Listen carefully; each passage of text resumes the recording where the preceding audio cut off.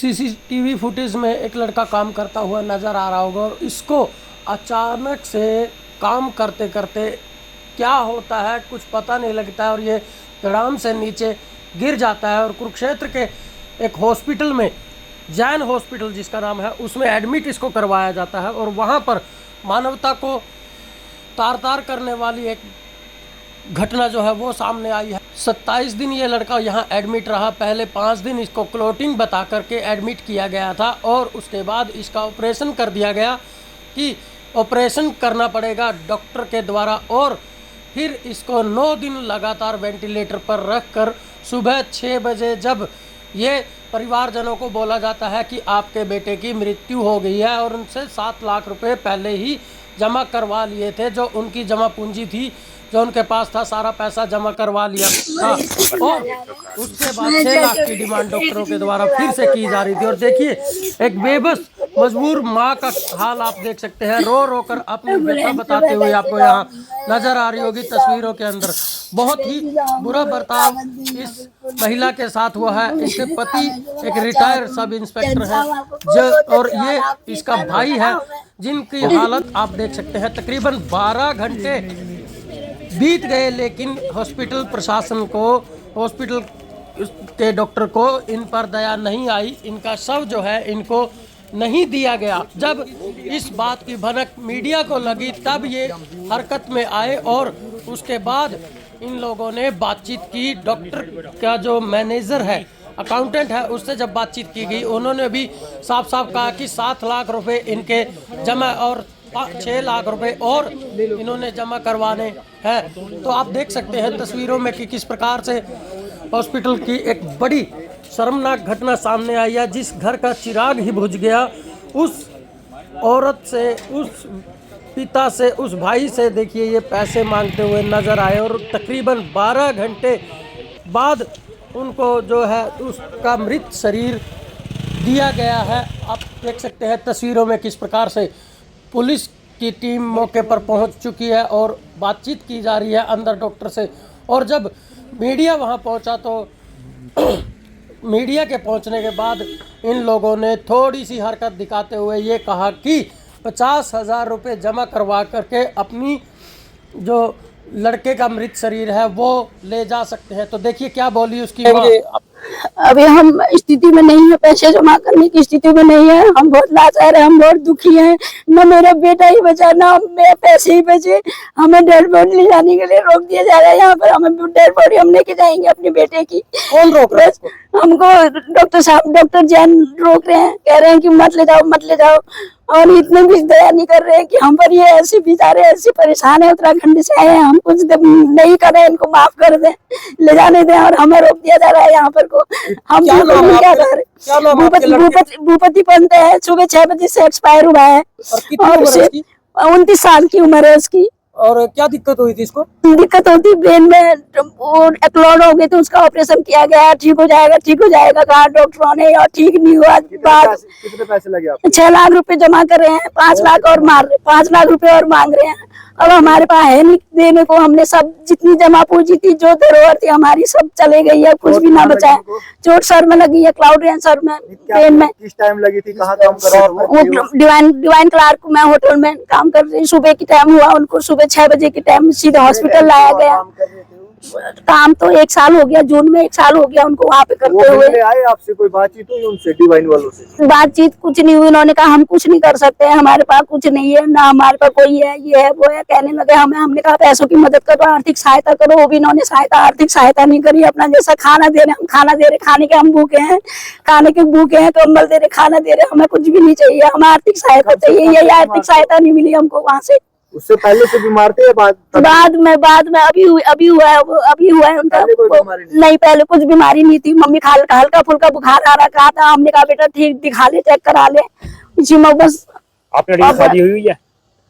शादी, हाँ, बच्चे हैं उसके, अभी होने वाला है बच्चा, प्रेग्नेंट है बहू मेरी। कितने महीने हुए शादी को? शादी को 5 साल हो गए। छठा लग गया। आज मेरी एनिवर्सरी है मेरे बहू की, आज ऐसे बेटे को लेके जा रही हूँ। मैं कितनी लाचार हूँ बताओ यार, बहू को नहीं बता रखा है। जिस दिन शादी हुई उसी दिन एक्सपायर हो गया। नहीं शादी तो अभी मेरी एनिवर्सरी है आज उसकी। कह रही मम्मी अभी उनको ला रहे हो ना, हम होटल में वहाँ ले जाएंगे, ये करेंगे वो करेंगे। कह रही बहू अभी नहीं बताया है बहू को। सब लोग वहाँ, सभी लोग जितने हैं हमारे सब मित्र संबंधी सभी लोग वहाँ पहुँच गए हैं। अभी तक उसे कोई वो नहीं, बार बार फोन कर रही मम्मी कब आ रहे हो कब आ रहे हो।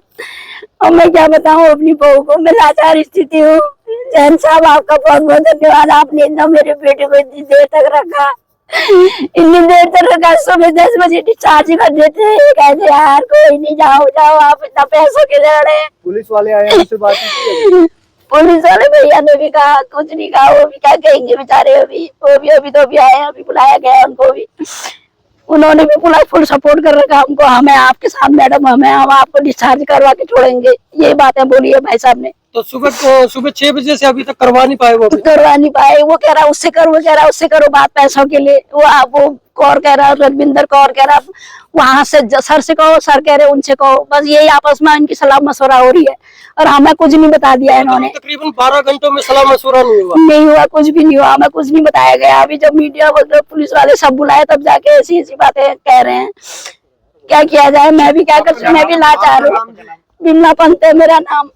क्या समस्या हुई है और किस लिए बुलाया गया है यहाँ पे? देखिए हम लोगों का जो मेरा भाई है वो 6 बजे यहाँ पर एक्सपायर हो गया था, लेकिन मैं जो है उत्तराखंड से मैं यहाँ पर आया तो जो मेरे यहाँ पर जो मेरे पिता तुल्य जो मेरे ताऊ जी थे, उन्होंने यहाँ पर डॉक्टर साहब को ये बोला था कि हमारा उत्तराखंड से लोग आ रहे हैं, वो 1 लाख रुपए लेके आ रहे हैं, क्योंकि ये छोड़ नहीं रहे थे, 5 लाख रुपए देना छोड़ नहीं रहे थे। जब मैं यहाँ पर आया, हम लोग जो यहाँ पर गए तो इन्होंने बोला कि आपको 5 के 5 लाख रुपए भरने पड़ेंगे। उस पर हमने 112 में नंबर पर डायल किया, यहाँ पर पुलिस आई, उन्होंने भी सपोर्ट किया, लेकिन उनके कहने पे भी यहाँ पर पूरी तरीके से जो यहाँ का प्रबंधक है, जो यहाँ के डॉक्टर जैन है, उन्होंने भी टाला मटोली करी।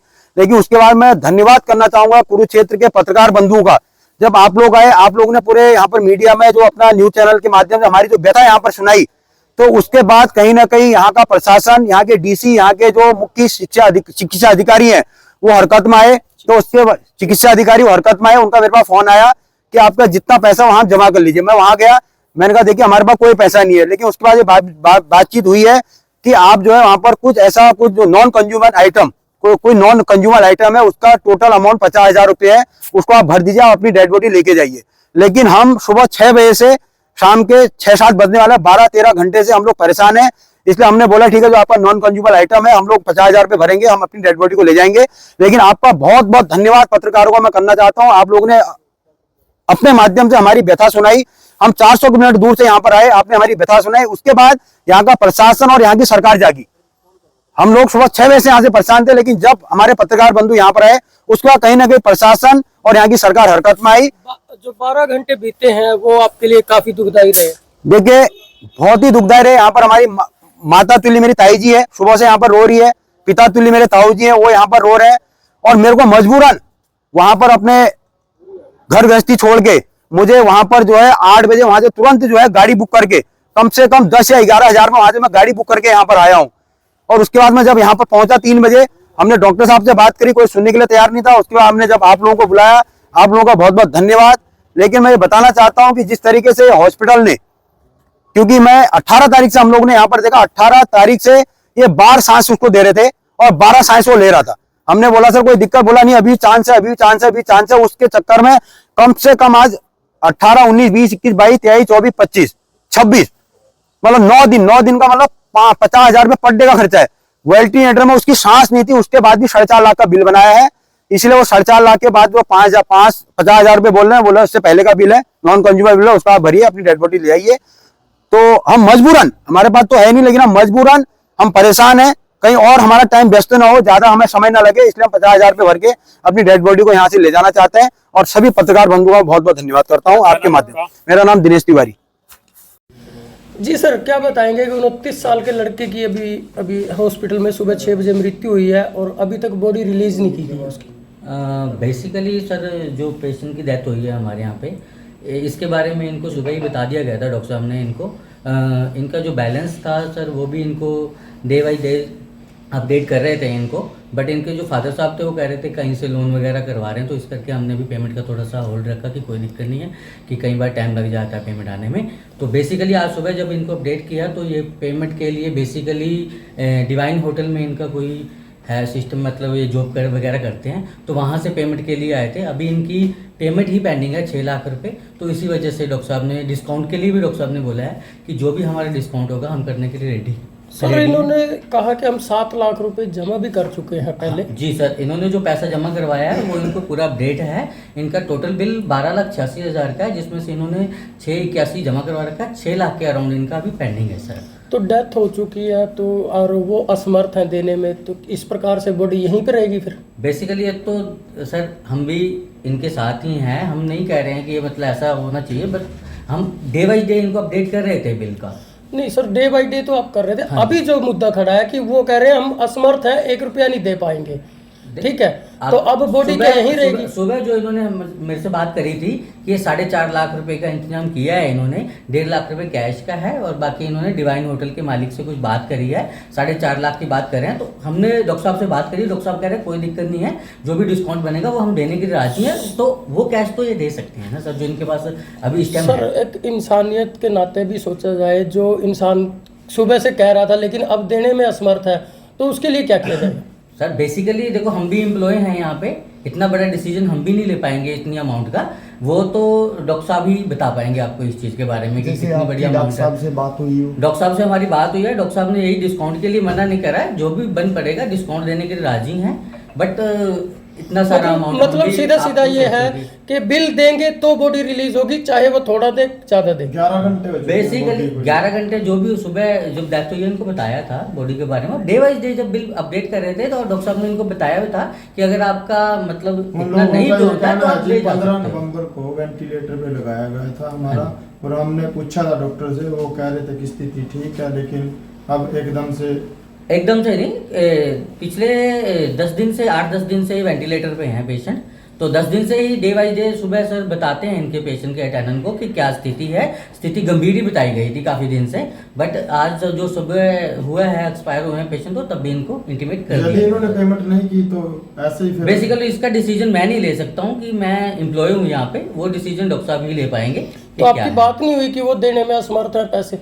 मैंने डॉक्टर साहब को इंटीमेट कर दिया है इस तो चीज़ के उन्होंने लिए, कोई but डिसीजन लिया? अभी मेरे को कुछ फाइनल नहीं बताया है डॉक्टर साहब ने इसके डॉक्टर साहब बारे की में। तरफ से कोई जवाब नहीं आया? डॉक्टर साहब ने यही बोला है कि उनको आप बोलिए कि पेमेंट का एडजस्टमेंट कर लें अपना। अब तक पूरा कह दिया, हाथ उठा दिए सर उन्होंने, तो उसका डिसीजन मेरे को अभी डॉक्टर साहब ने नहीं बताया है। मतलब कि पेमेंट नहीं तो बॉडी नहीं मिलेगी? नहीं, ऐसा डॉक्टर साहब ने नहीं कहा है कुछ भी, बट डॉक्टर साहब ने यही नहीं, कहा है कि आप उनको इंटीमेट बता दीजिए। सर समझा आप दीजिए। ही की बात पे हम आ रहे हैं, आप कह रहे हैं कि पेमेंट का अरेंजमेंट होगा तो बॉडी जाएगी, अगर नहीं होता है तो क्या? वो डिसीजन मैं डॉक्टर साहब से बात करके आपको बता पाऊंगा कि मैं क्या, मतलब अभी नहीं दे पाऊंगा। डॉक्टर साहब कितनी देर में बता देंगे?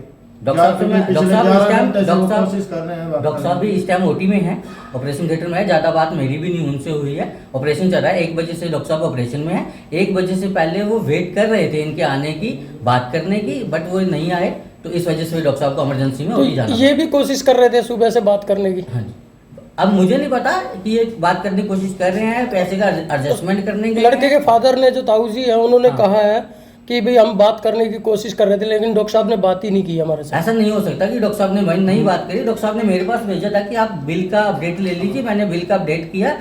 बेसिकली एक सरदार जी आए थे, मे भी शायद जीएम थे कोई, वो जीएम कह रहे थे, तो उनको भी मैंने बिल के बारे में बताया। तब डिस्काउंट की बात हुई थी तो हमने बोला कि हम तो डिस्काउंट सर अब कब तक वेट किया जाएगा डॉक्टर साहब का, क्योंकि 11 घंटे हो गए हैं, बॉडी एक जगह पड़ी है। इसके लिए डॉक्टर साहब अभी मैं कंफर्म कर लेता हूँ कि डॉक्टर साहब कब तक फ्री हो जाते हैं ओटी से, तो वो टाइम मैं आपको पूछ के ही बता पाऊंगा। ठीक। आपका नाम सर? मेरा नाम गुरमीत सिंह है और मैं यहाँ पे अकाउंट का देखता हूँ सर।